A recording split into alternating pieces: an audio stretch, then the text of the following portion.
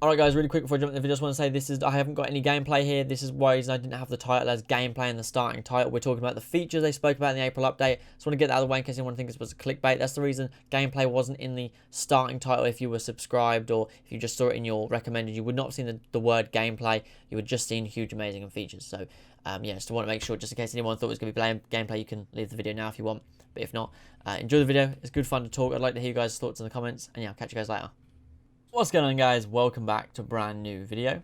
And today we're covering one more thing that I wanted to cover from the April development update and talking about it a bit more in depth. As I know not everyone watches the April update videos because the last two that I done, the titles and the final fight announcement, actually done better than the April update, which, I mean, there's no big deal. I like covering these things more in depth, but this one is something I really, really wanted to cover. And this is from the gameplay features of the April development update, and they say here, in the gameplay feature section, obviously, they say here, we are grateful for every suggestion we receive from our fans. Whilst we have some fundamental mechanics embedded in ESports Boxing Club, we are also looking to improve the game to bring you the best possible experience. We can confirm the extra features will be a part of the ESports Boxing Club roadmap. And then there's 5 pinpoints here. You've got ability to take a knee during the fight to a count of 8. Single punch stuns as well as flash knockdowns and knockouts. Chance of being KO'd significantly increases if caught midway through a big punch. An opponent can still be dangerous when they seem out on their feet, in quotation marks, and then separate to swelling and damage, visible facial and body deformation will take place real time during the fight when taking punches. So we're going to go through each one of those bullet points in depth, not obviously too much, not 40-minute long video. I'm just going to talk a little bit, educated guesses, and obviously some of these things we have actually already kind of seen in action in a way. So right off the start, one of my favorites is the ability to take a knee to a count of 8. I absolutely love this one. This one, I will assume, has to be manually done. The only time the AI will do it, I would imagine, if you're fighting them. But I don't believe in any way that the AI will actually help you by taking a knee, because all that's going to do is interrupt you. If you've got a plan where an opponent is unloading on you and you need to take your time and you're just waiting, you're waiting, and then you're going to release your shots, it's no good if the AI makes you take a knee. I know a lot of people would rather go out on their shields and just take the damage and take the loss and then taking a knee, because that's something that just slows momentum in both fighters. So right here, I don't know how it will be done, but I believe it will be 100% manual. You, the player, will have to do it. The AI will help you in no way to do that. And obviously, the biggest reason you'd want to do this is to stop the ref from calling the fight of a standing TKO. It gives you that quick breather, maybe 8 or 10 seconds. By the time you've actually taken the knee, your head will get up at 8 count, the ref makes sure you're okay. That's like 10, 12, 15 seconds maybe of a breather. And then you can go back out and try and meet the opponent in the middle of the ring again. Whereas most of the time, if you were taking a knee to an 8 count, probably because in the game you're going to be getting the shit kicked out of you against the ropes, you're stuck. Taking a knee gives you that little, in a sense, that little kind of cop out where you can take the knee and be like, all right, breather, and then carry on. We're going to the next bullet point, which is single punch stuns, as well as flash KOs and knockdowns. I think this one interests me the most on how they're going to do it. I'm sure there will be a lot of factors. One thing that I thought of right away, you guys have to let me know like what you think with this. But one thing I thought of right away is the footwork. Obviously, the footwork thing is huge. But if you're caught off balance in the ring, if you're accidentally crossing your feet and you get caught, chances are you might go down. If you're kind of not got your feet set properly and you're moving around, you get caught with a good check left, there's a chance you could just stack it into the corner. You could stack it onto your knees, get straight back up, but that still counts as a knockdown. You've still been knocked down. So I think that could be one factor, a lot of footwork, I would imagine. If you're off balance, your feet aren't set, like I said, that could cause a knockdown out of nowhere. I doubt a knockout, but a knockdown out of nowhere. One thing I did say that made me laugh was I saw someone ask if it will be RNG, if it will be completely randomly generated, if knockdowns and knockouts and flash stuns, all the flashes will be randomly generated. I mean, no. And if that is part of their plan anyway, they said they're going to explain it soon, so they've already actually said no, and that they are going to explain it in their upcoming gameplay video or the career mode video, whichever comes next. I think they're going to explain it. But RNG would not be a fun way to do this at all. I would not want a fight where, I'm being careful and someone lands a good straight, which doesn't really affect me too much, and there's suddenly a flash stun. I wouldn't enjoy that. I think RNG would make no sense. I think there needs to be factors into it, whether that be footwork, leaving yourself exposed, a good clean counter, whether that even mean you roll under a punch, pivot to the side, body hook, that could be a flash stun, even a flash knockdown. But I don't think any RNG form. I think everything like this, when it comes to fight-changing moments like knockdowns, knockouts, stuns, they need to be all skill-based, no RNG-based. But I'm very interested to see how they will do it nonetheless. We're going to the third bullet point, which is chances of being KO'd significantly increases if caught midway through a big punch. We have already technically seen this. In the gameplay with Joe Frazier and David Adelaide, you see David Adelaide throw the shot. Joe Frazier jumps, catches him and hooks. So David Adelaide is actually halfway through a punch. He's left himself completely open and exposed. Joe Frazier throws a big shot of his own and ends up completely knocking him out. And of course, this makes perfect sense in every way. This is just part of the sport. If you throw a big shot and miss, you're leaving yourself completely open for a clean shot, maybe a stun, a rock, a knockdown, a knockout. You don't never know what it will be. But it's good to say that if the chances of being KO'd significantly increases, that's going to make people fight smart. A lot of these times when you read these things, you see they're really trying to make people fight with a real boxing brain. So, when you throw big, heavy shots, you want to make sure they're going to land. You want to take your time with them. If I go up against someone who throws 60 heavy shots in the first round, I know the second round I'm probably going to be able to knock them out just through pure counters, minding out the way of their shots, hitting them in the body, hitting them in the head, but making sure that they throw first.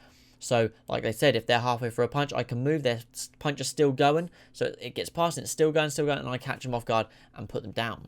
And we go on to the fourth bullet point, which is opponents can still be dangerous even when they seem out on their feet, in quotation marks. And this is going to really make people fight smart, I believe. I think, yes, you can let it go and just throw hand and throw heavy shots all the time, but you're still going to have to be careful when you're doing it. Your opponent is still dangerous. We've seen a lot of combat sports games these days where if you're rocked or you're stunned, you're hurt in any way, the punches are very lazy, they're very slow, they do no damage, but that's not the case at all. You sometimes see when, especially two heavyweights, for example, if they hurt one another, they're even more dangerous because then they know they have nothing to lose. They know they're hurt. They just know they're either going to go down or they're going to knock their opponent down in the next 10 seconds. They don't know what's going to happen, but they throw those big, heavy shots. So I like the idea that you can still be dangerous when you're out on your feet, which means that even, say, if you rock me, I'm going to be moving around. I'm still capable of throwing clean, maybe slightly inaccurate, but still clean, heavy shots that will land, that could cause damage, could turn the tables with a stun, a knockdown, or even a knockout. I could end the fight while being hurt, which from a content creation point of view is amazing because that gives us so much opportunities for good comebacks, make good videos from things like that. And I mean, that's a good one. These top four so far have been amazing. And we go to the final one, which is more kind of visuals in the game. The first four, taking these single punch stuns, chance of being KO'd, and opponent that's still dangerous. They're all very much gameplay factors. These next ones are kind of visuals that will affect the gameplay, and that is separate swelling and damage, plus visual facial changes during the fight in real time. So we had a screenshot of this a few months back. We already saw the swelling of an eye. We knew that they were focusing on it, and it's good to see that they've not only focused on it back then, they are still focusing on it now. They're still making it important, as we can tell from the UFC game, especially the EA ones, UFC 2, 3, and 4, and 1, sorry. Doctor stoppage is something we've always missed, and it's something fans and players always moan about. We want doctor stoppages. It's a actual way for the fight to end, so it blows my mind that it's not in those games. For this, I think with this, visual damage, swelling, and things like that is very, very possible. And the part they want to focus on here was obviously the visible face changes throughout the fight. So, the swelling's going to get worse, And one thing that I thought of would be cool is, you have a little cut above your eyebrow, so it's just kind of bleeding down here, down the side of your cheek. And throughout the fight, if they focus on that, the cut gets bigger. It's not just in UFC 4 where the cut is there and it bleeds. The cut gets bigger and bigger, and it could end up being your whole eyebrow, blood pissing in your eye. Obviously, the doctor's going to end the fight, but then when we go on to that point of the doctor's going to end the fight, the swelling and the cuts getting worse and worse and worse, that could encourage people to say shit. Like, for example, me, say if I've got a huge cut above my eyebrow, I know I'm not going to be able to get off my stool next round because the doctor's going to end it because I literally can't, my fighter can't see. That's going to encourage me to finish the fight because I'm either going to lose by doctor stoppage or I'm going to be KO'd. I'm going to lose regardless, so I may as well try and finish this opponent, win the fight, and almost have like a pretty close comeback of, getting battered. And the fighter, the opponent we're fighting could possibly have been jabbing our face off 1-2s constantly. We're trying to counter him as well. Maybe that's not the plan. I've got a minute and a half. My eye is fucked, pissing out with blood. I'm just going to say, fuck it. I'm just going to try and finish the fight. What's the big deal? I'm either going to get knocked out or the doctor's going to end the fight. And for me, I think that adds a little bit more kind of interest because, yes, I could have been busting someone up for 11 rounds. Their face could be an absolute mess. That doesn't mean they can't still throw a punch. That doesn't mean they can't change up their game plan and say, fuck it, I've lost, my eyes cut, doctor's going to end the fight. I might as well just spend the next minute just throwing huge shots at him and see what happens. 5 brilliant points to see that they're working towards. One thing I want to make sure I did not do with this video was try and clickbait anyone. I did not want to see...